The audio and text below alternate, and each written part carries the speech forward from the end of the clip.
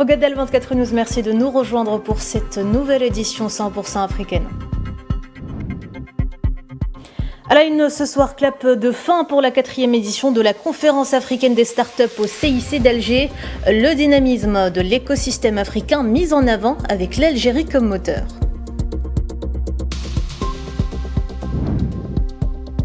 Utilisation pacifique de la science et de la technologie nucléaire. Le chef de la diplomatie algérienne signe une déclaration commune de coopération avec l'AIEA.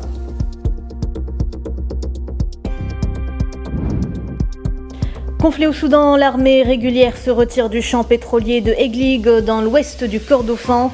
Objectif, éviter la destruction et la dévastation des champs pétrolifères. Et puis tentative de coup d'État au Bénin maîtrisée, le président béninois Patrice Talon assure que la situation est sous contrôle.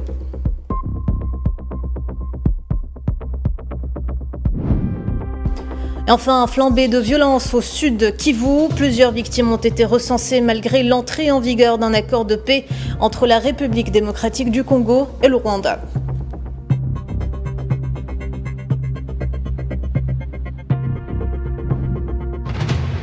Bonsoir à toutes et à tous. Tombée de rideau ce lundi sur la 4e édition de l'African Startup Conference au Centre international des conférences d'Alger. Après 3 jours consacrés à l'innovation africaine sous toutes ses formes, l'événement qui a réuni entrepreneurs, investisseurs et experts venus de tout le continent a mis en avant le dynamisme de l'écosystème africain et la montée en puissance des solutions technologiques Made in Africa avec l'Algérie comme moteur de cette dynamique.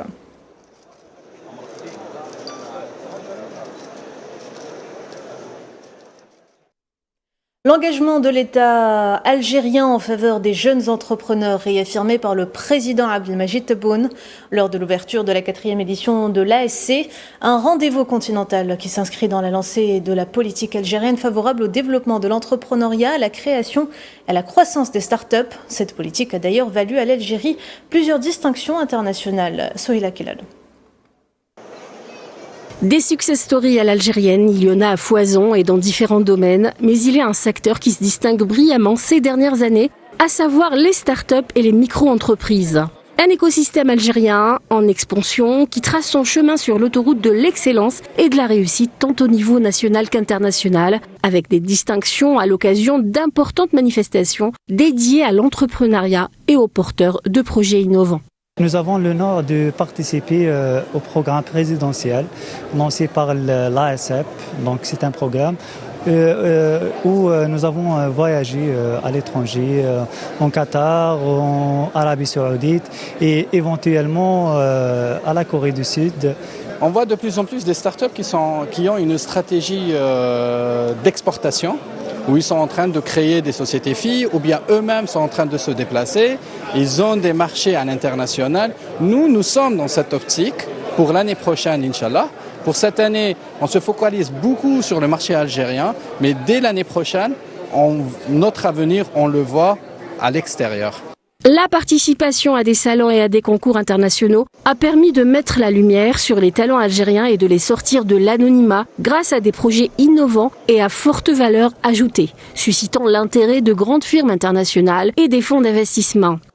Des prodiges locaux soutenus par des programmes nationaux et un écosystème favorable mis en place par les pouvoirs publics pour encourager l'innovation et le savoir technologique à travers divers organismes d'accompagnement et d'investissement et d'une série de mesures incitatives dans le cadre d'un dispositif intégré, ce qui traduit l'engagement réel de l'État algérien en faveur des jeunes entrepreneurs.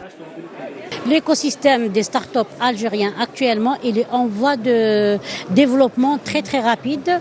Et moi, à ma connaissance, ce que je viens de voir dans cette exposition, il y a beaucoup d'Africains et puis même des Européens qui sont venus nous contacter. Ils sont très intéressés aux startups algériennes et leurs idées éventuellement. On a créé un produit qui s'appelle Mofit. C'est un agent commercial dans l'intelligence artificielle et c'est le premier agent de cette catégorie-là en Algérie et je pense même en Afrique. On a des enjeux très importants.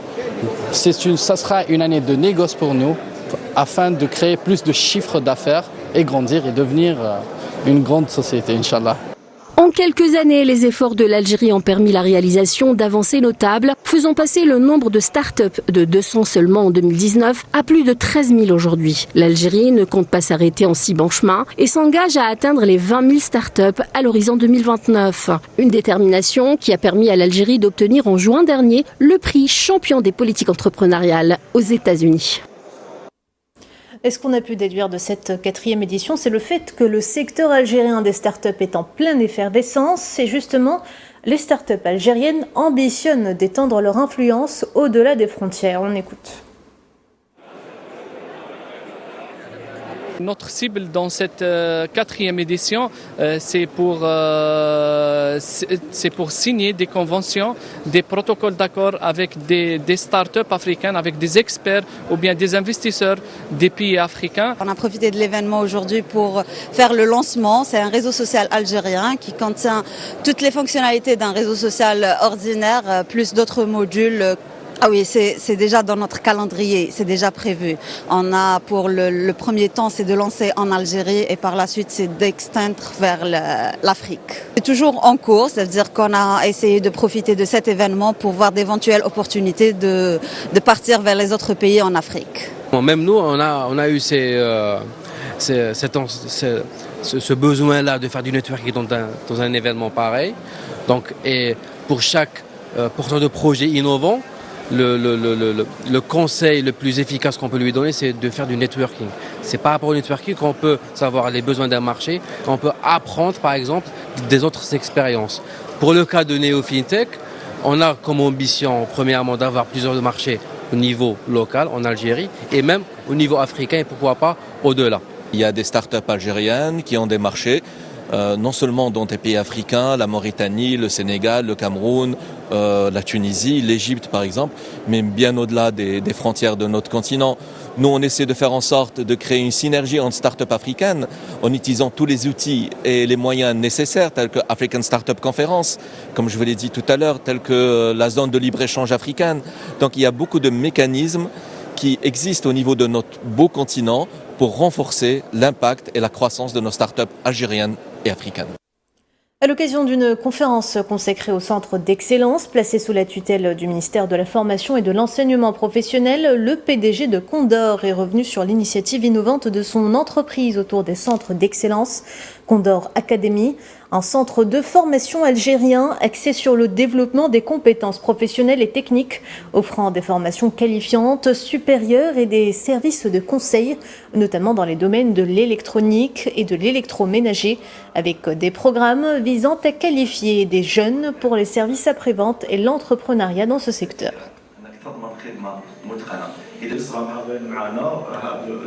Aujourd'hui, la conférence a été autour de la thématique des centres d'excellence avec le ministère de la Formation et de l'Enseignement professionnel. Condor a eu cette expérience au niveau de Borj Bouarerij avec la création du centre d'excellence spécialisé dans la formation des jeunes comme agents de production sur le métier de l'électronique et de l'électroménager. C'est une excellente expérience. Nous avons contribué à l'élaboration des programmes pédagogiques, à la mise à niveau des enseignants qui étaient en immersion en entreprise et à offrir une opportunité à des jeunes à suivre une formation diplômante, une formation professionnelle avec une garantie d'emploi en bout de chaîne. Donc ces jeunes-là, une fois qu'ils terminent leur formation, avec tout le passage bien sûr pour les aspects pratiques au niveau de l'entreprise, finiront par décrocher un poste chez Condor. Toujours en marge de cet important rendez-vous africain, une conférence a été organisée pour débattre des perspectives de l'innovation sur le continent et du rôle stratégique des incubateurs dans l'accompagnement des startups avec la participation d'experts africains et internationaux. Les incubateurs, très importants dans la vie des startups, sont des structures qui accompagnent les porteurs de projets innovants depuis la création de leur entreprise jusqu'à leur stabilisation. to expand whatever they're creating? Sure, I think the most important role for incubators. Le rôle des incubateurs est d'aider les entreprises et les fondateurs à construire un business prêt pour le marché, capable de croître et de se développer, de trouver des clients, de recruter des talents et de suivre ce parcours. Notre rôle est de l'accompagner grâce au mentorat, à l'accès aux clients, à l'accès au capital, à une communauté globale. Probablement le plus grand défi dont nous entendons parler actuellement, c'est l'accès au financement. C'est souvent un point crucial car créer une entreprise nécessite parfois un peu de capital pour atteindre ce stade. Avoir ce capital est donc essentiel. Le financement et le marché seront toujours des enjeux majeurs. Et bien sûr, il faut aussi se demander qui sont nos clients. Il ne faut pas perdre de temps et des efforts à faire de mauvaises choses, ni développer un produit qui a déjà été fait ou une solution copiée au point de ne plus pouvoir lever des fonds parce que le marché en est déjà saturé. Ces hubs vont justement vous fournir des études de marché et toutes les informations nécessaires. Il suffit donc d'aller en ligne et de voir où vous pouvez obtenir ce soutien. Là où il y a beaucoup de problèmes, beaucoup de défis, il y a beaucoup d'opportunités. Et nous en avons beaucoup sur notre continent. Nos jeunes sont innovants, créatifs et je dirais aussi dotés d'un esprit audacieux. C'est dans notre ADN. Vous savez, nous les Africains, nous ne suivons pas le statu quo. Nous voulons créer notre propre histoire. Nous voulons façonner notre propre destin. Et je pense que l'on voit cela dans les écosystèmes entrepreneuriaux qui émergent à travers le continent. Cette 4e édition de la conférence africaine des startups a également été marquée par la présence du Rwanda en tant qu'invité d'honneur. Le pays a enregistré ces dernières années des progrès notables en matière d'innovation, faisant de ce dernier un écosystème startup en pleine croissance, notamment dans les secteurs de la fintech, green tech, health tech et l'IA. Écoutons à ce propos Yves Iradokunda, ministre rwandais des technologies, de l'information et de l'innovation.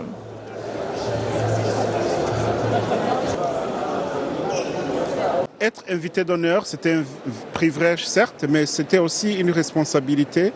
Le Rwanda a fait le progrès en matière d'innovation et de transformation digitale, mais nous considérons cela comme un parcours continu. Être invité d'honneur, c'est une reconnaissance encourageante, tout en rappelant que nous devons continuer à apprendre et nous améliorer et à collaborer avec nos partenaires africains, ce qui est précisément l'objectif de notre présence ici. Le ministre rwandais chargé d'éthique est par ailleurs revenu sur cette vision commune entre l'Algérie et le Rwanda et sur l'importance de renforcer la coopération africaine dans le domaine des startups. Nous avons échangé sur la matière de renforcer la collaboration entre nos écosystèmes, en nous appuyant sur les complémentarités naturelles entre nos deux pays. Le Rwanda apporte une forte agilité en matière d'innovation et d'expérimentation, tandis que l'Algérie bénéficie d'un marché vaste, d'un positionnement stratégique et d'un vivier talent et solide. Nous avons également évoqué à l'accord récemment signé entre nos deux pays sur l'entrepreneuriat, l'innovation et l'économie numérique. Lors de la visite à Alger de notre président au mois de juin, qui nous constitue une base importante pour développer des objets concrets entre start-up algériennes et rwandaises. Dans le reste de l'actualité, le président de la République, Abdelmajid Tebboune, a présidé ce lundi une réunion consacrée au projet de film sur l'émir Abdelkader et à la relance du secteur cinématographique en Algérie. Ont participé à cette réunion Boualem Boualem, directeur du cabinet de la présidence de la République, Kamel Sidi Saïd, conseiller auprès du président de la République chargé de la direction générale de la communication, Malika Bendouda, ministre de la Culture et des Arts, Faisal Mattaoui, chargé de la mission à la présidence de la République dans le secteur du cinéma, Abdelkader Djemaï, conseiller auprès de la ministre de la Culture et des Arts, Salim Aggar, directeur de la fondation Émir Abdelkader, et Anwar Hadj Smaïl, producteur et réalisateur.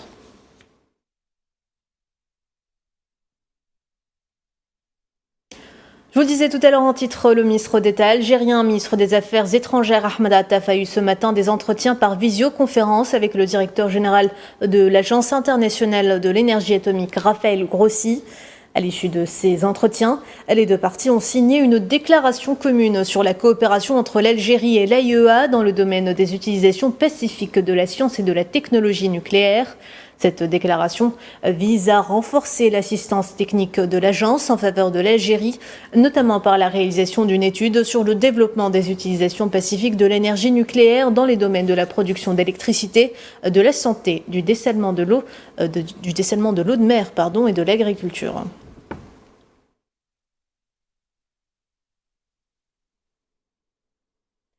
La secrétaire d'État auprès du ministre des Affaires étrangères chargée des Affaires africaines, Salma Barta Mansouri, a inauguré ce lundi l'Institut africain de formation professionnelle dans le quartier littoral de la province de Boumardès, et ce en compagnie de la ministre de la Formation professionnelle et de l'Éducation, Nassima Arhab.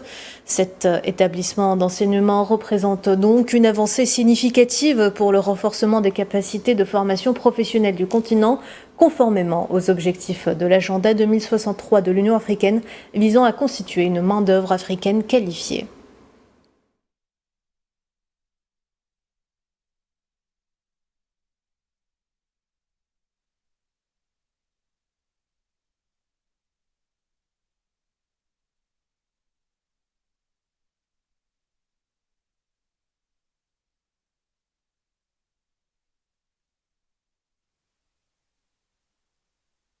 Nous avons eu l'honneur aujourd'hui d'inaugurer auprès de Madame la secrétaire d'État chargée des affaires africaines et le commissaire du commissariat de l'Union africaine chargé de l'éducation et de la technologie, l'inauguration de l'Institut panafricain à Boumardès avec une capacité d'accueil de 500 étudiants, 500 formés. L'objectif de ce projet ou cet établissement, c'est de créer cette plateforme d'échange, mais aussi cette plateforme de capacité créée auprès des jeunes africains, en s'inscrivant dans une logique de diplomatie de formation, mais aussi d'accompagnement sur les technicités et les compétences nécessaires pour permettre à ces jeunes-là de s'introduire dans le monde du travail, mais aussi de leur permettre d'avoir l'accompagnement nécessaire à travers les centres de développement d'entrepreneuriat, de faire ou de créer leur micro-entreprise ou leur start-up. L'Algérie, représentée par le directeur général adjoint de l'Office national des droits d'auteur et des droits voisins, Mehdi Dilmi, a été élu vice-président du comité permanent des droits d'auteur et des droits connexes de l'Organisation mondiale de la propriété intellectuelle, et ce pour un mandat de 2 ans. Représentant le groupe africain, et ce lors de la clôture de la 47e session du comité tenue à Genève.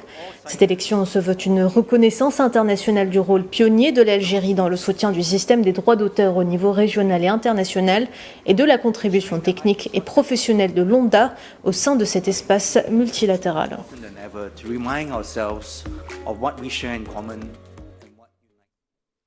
Conflit au Soudan, une source militaire de l'armée soudanaise a révélé aux médias locaux que le retrait de l'armée du champ pétrolier de Eglig dans l'ouest du Kordofan visait à éviter la destruction et la dévastation des champs pétrolifères. La même source a confirmé ce lundi avoir réussi à évacuer les travailleurs du champ pétrolier et à mettre en place des mesures de sécurité afin de garantir qu'ils ne soient pas détruits, car ils constituent l'une des richesses du peuple soudanais.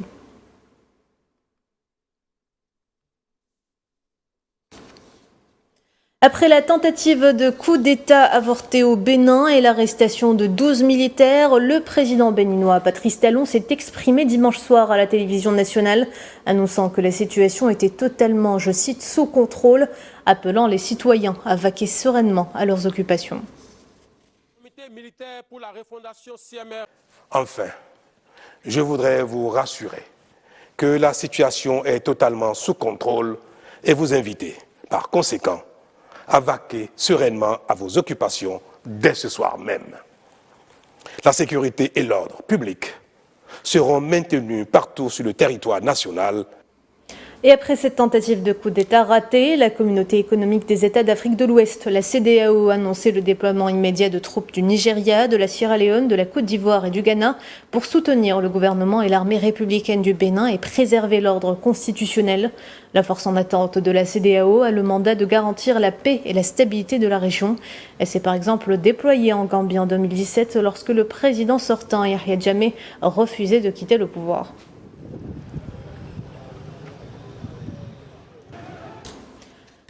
Et les combats se poursuivent dans l'est de la RDC malgré la signature d'un accord de paix entre Kinshasa et Kigali sous les auspices du président américain. Ce week-end, ils ont été particulièrement violents au sud Kivu. Les détails, Amalem Zenzitonia. Dans les couloirs de l'hôpital général de Ruzizi, les cercueils portés par des villageois se succèdent. Dans les chambres et les salles de soins, les blessés sont nombreux. Des femmes, des hommes et des enfants touchés pour la majorité aux pieds et aux jambes. Des blessures causées par plusieurs explosions de bombes et des éclats d'obus. Blessée aux jambes et aux bras durant sa fuite, Marie n'arrive pas à retenir ses larmes. Nous étions sur le point d'escalader la montagne juste après le pont de Luberizi. Arrivés aux premières maisons de Matural, ceux qui étaient devant et derrière n'ont pas été touchés. Mais nous, qui étions au milieu, nous avons été touchés par les bombes successivement, la première, la deuxième et la troisième. Les gens ont commencé à tomber, certains sont morts sur le coup. J'étais blessée et je pensais être la seule, mais mon enfant, qui était sur mon dos, a lui aussi été touché.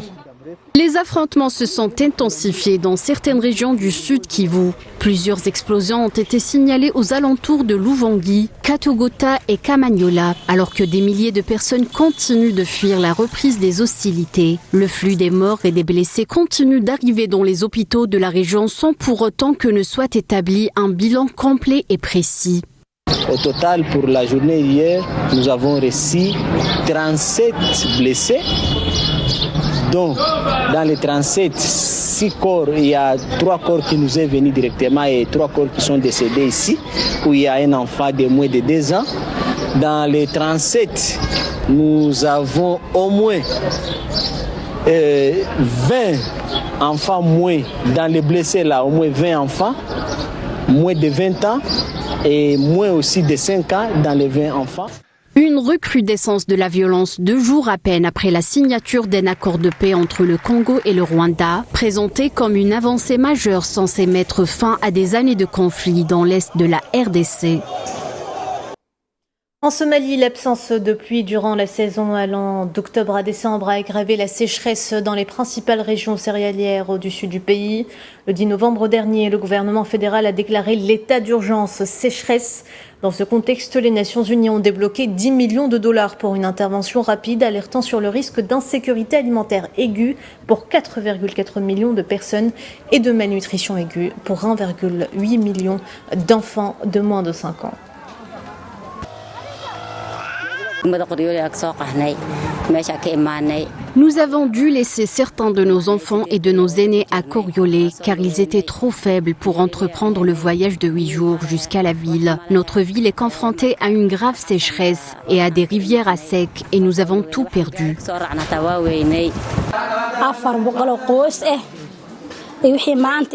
Plus de 400 familles nouvellement déplacées sont arrivées au camp, principalement en provenance des villes de Barir, Balo et Koriolé. Ces personnes ont été contraintes de fuir leur foyer en raison du conflit en cours et de la grave sécheresse qui sévit dans leurs régions respectives.